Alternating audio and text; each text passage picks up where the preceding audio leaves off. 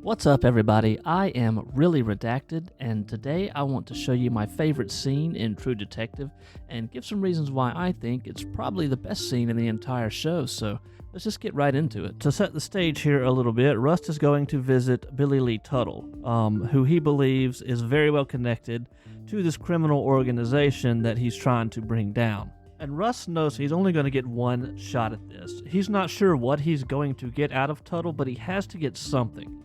If he messes this up, there won't be another chance. And from Tuttle's perspective, he's a little bit nervous. He has no idea what this meeting is about. He knows who Rust is from the previous case where, he had intervened and basically was able to keep Rust from going any further, so he's on his heels a little bit here. The conversation opens up with, bullshit pleasantries. They compliment each other a little bit, just kind of getting that out of the way. Reverend, thanks for taking the time to see me on such short notice. Of course, Detective, please. It's a very interesting building. This was the first. Built it in 1980. The rest of the campus grew around it. Now, I remembered you, of course. People of this state owe you a great deal. Not as much as they owe you. Charitable organizations, education initiatives. Thank you. We're very proud of our ministries. I don't do as much preaching as I used to. But the legacy program is more my focus now. Things like the state policeman's charity. But what did you want to talk about, Now son? here we get what I consider to be the first swing. Tuttle mentions the state policeman's charity. Now, he does that right before he throws it back to Russ, just kind of saying, remember, I'm very well connected to the police department that you work for. I'm very powerful there. Don't forget who's in charge here. And then proceeds to ask Russ, what is this all about? And Russ drops the first name. He kind of gives him a little bit of a taste here. The Wellspring program. Mid-'80s through the early '90s. You remember that? Well, of course I remember. I'm trying to locate old personnel, faculty, but I'm having a little bit of trouble acquiring names. Well, the program was shut down officially, maybe 10 years ago. I never had much ground contact with it, but it involved a number of private schools, enterprises, you understand, that would adopt our standard of curriculum and, in return, receive tuition reimbursement for underprivileged students. You got any files? Any list of faculty? Well, that's what I'm getting at, is that these were private institutions, so you'd have to track down their administrators, I believe. That's the thing. See, all the schools dissolved with the program. And I'm trying to find some tax info, but there were religious exemptions. So all Rust really gives him is the name, because from there he goes surface level. I'm looking for personnel, faculty, no specifics, just kind of treading water and seeing what Tuttle will say about the program without Rust having to really give away too much of his hand. So Tuttle goes into his canned response that you can kind of see he's given before on the school. He gives him just the basics. So it was independent, yada yada. We don't have the records here. You would have to reach out to them, and answers without giving too much of an answer. And Rust comes back at him and mentions the tax part of it and the religious exemptions. Now, to me, that's him telling Tuttle, I know that you are more closely connected to the Wellspring Project than you're trying to put on. And it also says that, I've looked into this more than you probably think I have. I have a pretty good amount of information on this. I'm not just getting started. There's our archives, of course. We did lose a lot of files. We had some flooding of subfloors. But I think I should put you together with one of our clerical workers and see if they can't help you find something.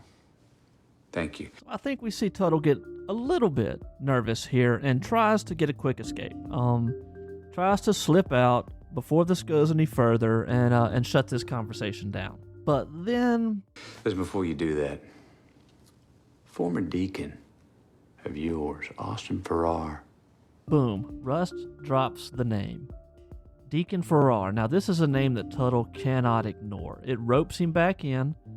Rust says, we're not done here. You're not getting out that easy. And we also see a body language change, a change in tone with Tuttle.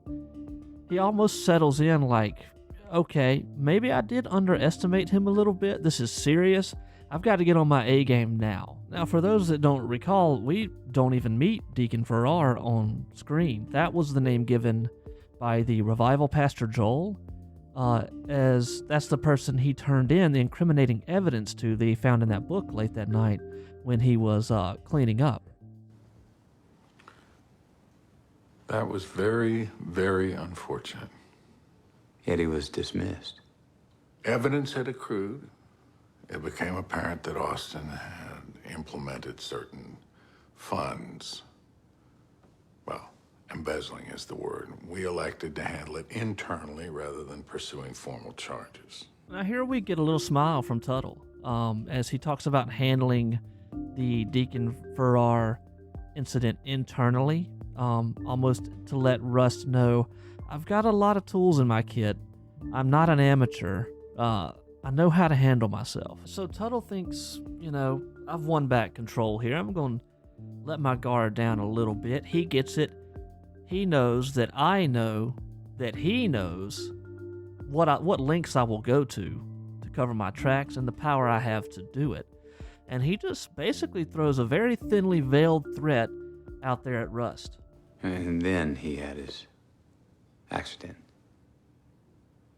I'd heard he had taken it hard, drinking. I've seen more souls lost down a bottle than any pit. At the same time, it's hard to trust a man who can't trust himself with a beer, don't you think? He mentions the drinking, and that's important because that lets Rust know that Tuttle knows about him as well. He knows he can't handle his alcohol, as we've seen previously in the season with the dinner over at Marty's house and other incidents. So he's letting him know, I know a little bit about you, and it's such an important word that if you listen closely, the music comes back on that word drinking. When Tuttle says drinking, you hear that eerie sound creep in. I'd heard he had taken it hard, drinking. And the music starts to seep its way back into the scene, which is a really nice touch. So Tuttle's feeling confident now. He's feeling better. He thinks he's going to get out of this. This guy gets it. And he gets a little bravado going, and he just asks a question outright of Rust, what is this all about? Almost giving Rust the chance to, wiggle his way out or whatever, but, Rust doesn't mince words usually.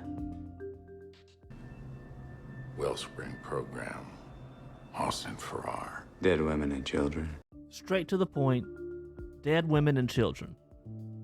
And Tuttle here barely makes any effort, in my opinion, to put any empathy on these words, where he says terrible. That's just terrible. It almost sounds like he's wanting to let Russ know, like, I really don't care.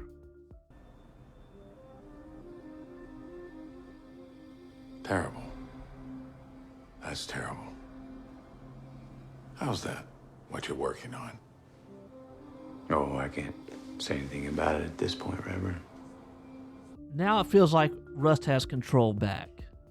And Tuttle's nervous because he's like, how's that what you're working on? Almost saying, I would know if you were working on this in an official capacity. And Rust is like, can't really talk about it right now. That puts doubt in Tuttle's head in a couple of spots. Has he lost his contact in the police department that keeps him up to date on things like this? Does Russ know even more than he's letting on? So it puts a lot of doubt in Tuttle's head. And so Tuttle is out now. He realizes the best thing to do, nip this, get out of here, thanks for coming, have a good day. And we see a smile on Russ's face. He knows he's gotten the final blow. And my favorite part is right here, because when they go to leave, Rust almost, in a way, rubs it in to Tuttle in a tiny, what I perceive as a tiny bit of a show of power. He crosses Tuttle's path. He maintains direct eye contact as he does it and walks over to the window behind his desk and kind of looks out over his empire like, how much power do you really have? I'd like to set you up with a clerk. You can look at whatever information we still have from Wellspring.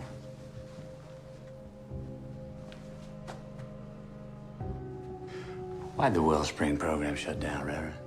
So then we get to see sort of a reversal of roles here when Rust asks Tuttle straight out, why did the Wellspring program close? Similar to what Tuttle asked Rust when this was all about, like giving Tuttle the chance to, you know, either slip up and say more information or just say it outright. You know, it could be a list of any things, even though I'm pretty sure Rust probably knew he wasn't going to get a straight answer. But the answer he did get, you can definitely sense the aggression and anger in the words that Tuttle says when he says, you know what, maybe I'll do it again. It couldn't sustain its costs. The whole idea was to provide an alternative to the kind of secular, globalized education that our public schools were promoting. When we get the school voucher program instituted, we'll reintroduce the idea. People should have a choice in education like anything else. Steve, would you show the detective to our old archives for outside ministries? Yes, sir. I'll call ahead. I'm gonna come back for that. Reverend, thank you for your time today. Godspeed, detective. You'll be in my thoughts. So to wrap it up, they start to leave. They try to get him set up with the cleric, and Russ, you know, he drops all pretense. He says, I'll come back for that. And then, of course, Tuttle says, you know, I'll keep you in my thoughts, which means I'll be watching you. And that kind of wraps the scene up. I think it's an exemplary example of the outstanding writing and acting that this show, particularly this season, had in it. There's so many different levels. You get a very clear image of how evil somebody like Tuttle can hide in plain sight and be so well spoken. You know, you get that side of it. You get to really see the back and forth match of wits between the two. You know, Tuttle kind of holds up his own. I think Rust wins it, obviously. But I just think it's just one example of many of why this show is so great. And it's my personal favorite because it's just 1v1 back and forth. And there's just so much chess going on there. And it's so interesting to watch. You know, can't take your eyes off of it. So thank you so much for watching. This is my first YouTube video I've done. I'm not a very good editor or anything, trying to learn all this kind of stuff. So drop me a comment. Let me know what I can do better. If you want to see more of this, I really enjoy doing it. I have a few shows that I think I'm going to try my hand at. Dexter, Breaking Bad, and Better Call Saul, The Wire, Chernobyl. You know, there's a lot of options out there. So if it's something you enjoy, let me know. And again, thanks for watching, and hopefully we'll see you again soon.